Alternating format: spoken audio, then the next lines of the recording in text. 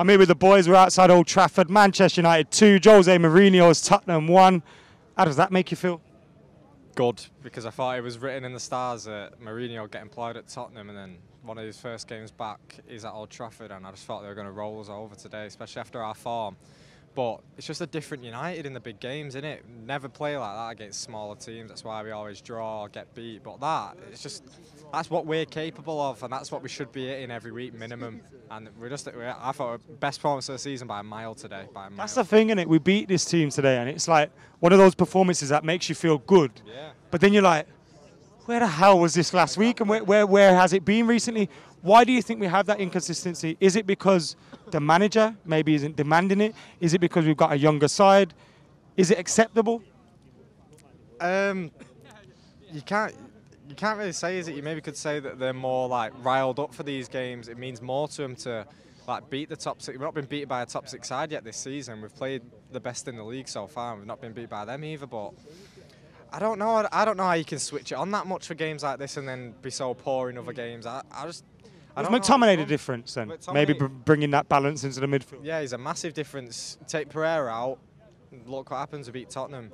He ran the midfield along with Fred as well. Fred played really well. He was excellent today. All the midfielders were good. Lingard, I thought he was amazing today. He's up there for man of the match, but obviously Rashford as well. I think that's one of his best performances ever in a United shirt. He was unlucky not to score 3 or 4 goals. He was amazing. I thought everyone played really well today. I said to someone in the ground, I said to Dean, who was sat next to me, and please listen to what I say before this goes absolute nuts.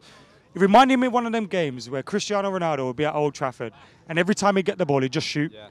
And every time he'd cause some danger, and that's what Rashford was doing today. He'd either run at them, shoot, or create something, and it was exactly what we needed. He did, and that's what he did. He just cut in, and he had Aurier was one-on-one with him in the first half, quite a bit of it, and then even he had to pull Sissoko in with him every single time, and he was still rinsing them every time. And that shot as well that hit the bar, that was saved. Was it a save? It was a save. That would have been the best goal I've seen. It was a really good save. Like, we were unlucky. He could have had an hat-trick easily in the first half, and he could have scored again at the end. He was just causing problems. Like, we could have finished him off easily in the first half. Like, I was unsure 1-0 up. Like, especially when they equalised. We missed so many. When we did go 1-1, it went flat, didn't it? It went flat until half-time. And then I thought, like, oh no, not again. Like, the Spurs going to get back in it, and they're going to end up winning. But no, we held out, and it was a really good performance, and there's not too much to complain about really today, to be honest. Does Ali deserve all the credit for that? Can I just say, McTominay, what a difference maker he was today. He was unbelievable. I think he shows leadership qualities which none of them players show on the pitch, and you can tell we missed him massively. It showed by the way him and Fred played together again.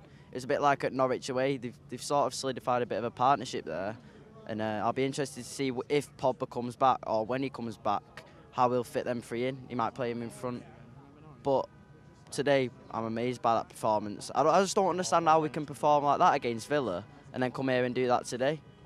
But yeah, I'm happy with the performance. Is it something maybe tactically with Ali, he doesn't know how to break teams down, whereas teams that may come out a little bit more at us? And if so, does he need to change the way we're doing things against those Villa and Sheffield? Well, yeah, obviously, teams that sit back, they're harder to break down, aren't they? Spurs, they come out and play. I thought they were shocking today, Spurs. They were shocking. But, like you said, when teams come at us, it's like we can counter-attack them and get more chances. So, I don't know, it might be a tactical issue. It might not be. You're right today, though, Ollie, like, bringing Greenwood and not playing Pereira. I thought that made a difference, because even when Pereira came on, I thought he was poor when he came on. So I thought Greenwood did well up front. Not like he weren't in the game that much, but in terms of like keeping the ball, he did well. But like that was a big decision. I was happy he didn't try and shift Rashford back into the 9 and put Greenwood out wide. Like he left Rashford in his favoured position. He's been good, Rashford, this year, especially like in that position. But like I thought the front four were like interchanging quite a lot, first half and second half, so that made a difference. But yeah, it was pretty solid. Some would say, the sceptical ones would say it papers over the cracks. What would you say to that? You can say no. Yeah. Yeah, I think it does. The inconsistency is still there. It is. All it takes is 1 or 2 losses and the pressure will be back on him again. We're playing, if we were playing again at Burnley today, a Villa today, a Sheffield today, we wouldn't have beaten that convincingly, and it is true. It's been happening all season. You can't let the fact he started Mason Greenwood take away from the tactical issues he's had so far this season.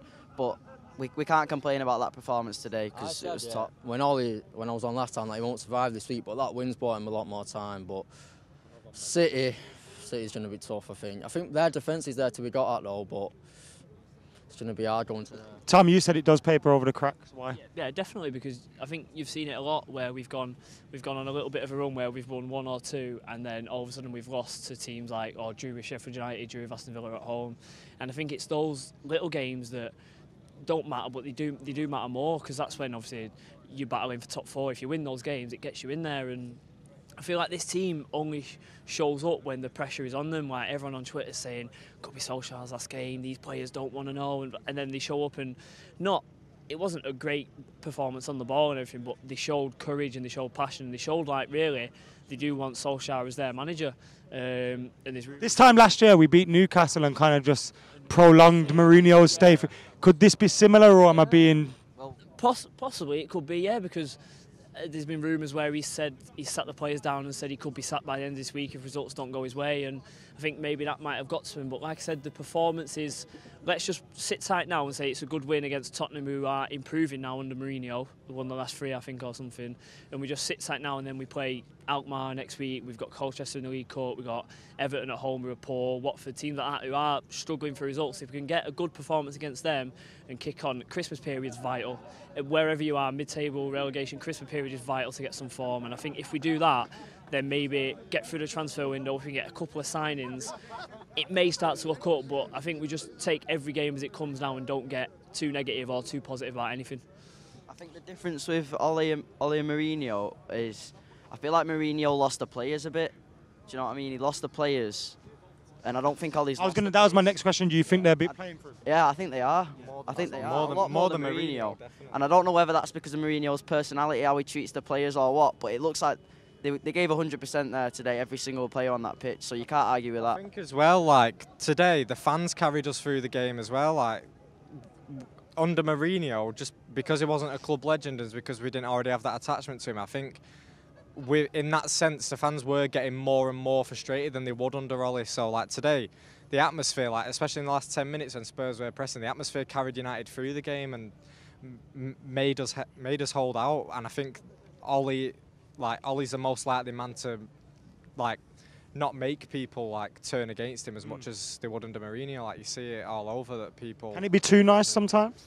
Yeah, definitely. I think he can be a bit deluded with what he says. Like the league table doesn't matter.